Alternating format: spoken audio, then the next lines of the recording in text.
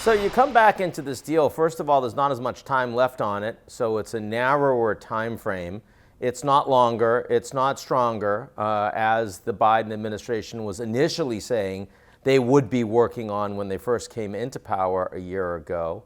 And of course, if Trump were to come back in 2025, or if almost any Republican leader were to, the likelihood the U.S. would once again withdraw from a second nuclear deal, this seems pretty high. So given all of that, what are we really looking at?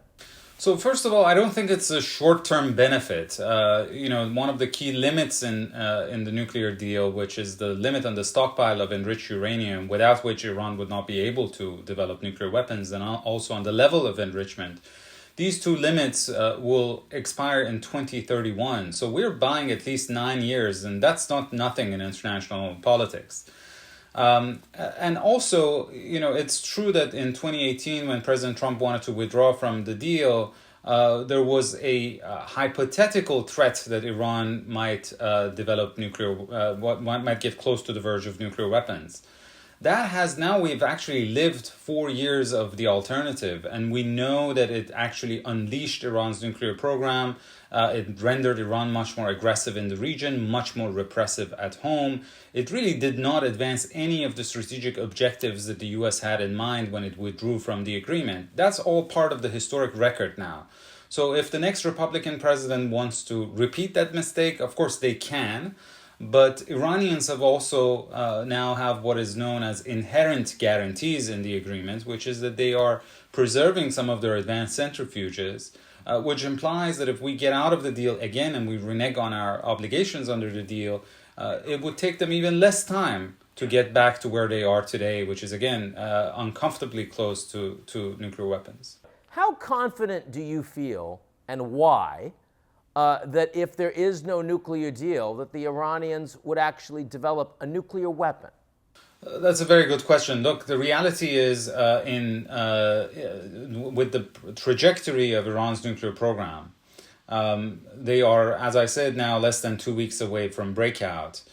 In a matter of 4 weeks, they would have enough 60% enriched uranium, which is 99% of the effort that it takes to get to weapons grade.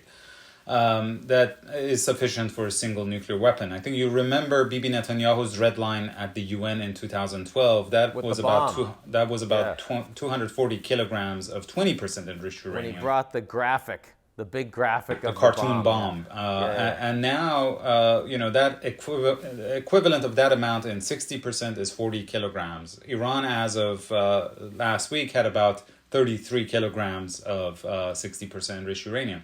So this is not a stable situation. Eventually, that breakout time will fall down to a matter of days. It was what U.S. officials refer to as margin of error, which means that with the lower level of inspections that we right now have, between one inspection of a site and the next one, Iranians can produce a single nuclear weapon. Now, that's not an arsenal. That's not a deliverable and functional nuclear weapon, but it's too much of a risk, and I think it's too uncomfortable for Israel and the U.S. So there is a risk of military confrontation. Iranians know this. The reality is that this is a program that has been deeply penetrated by Western and Israeli intelligence, as we have seen in the form of covert operations against Iran's nuclear program and scientists.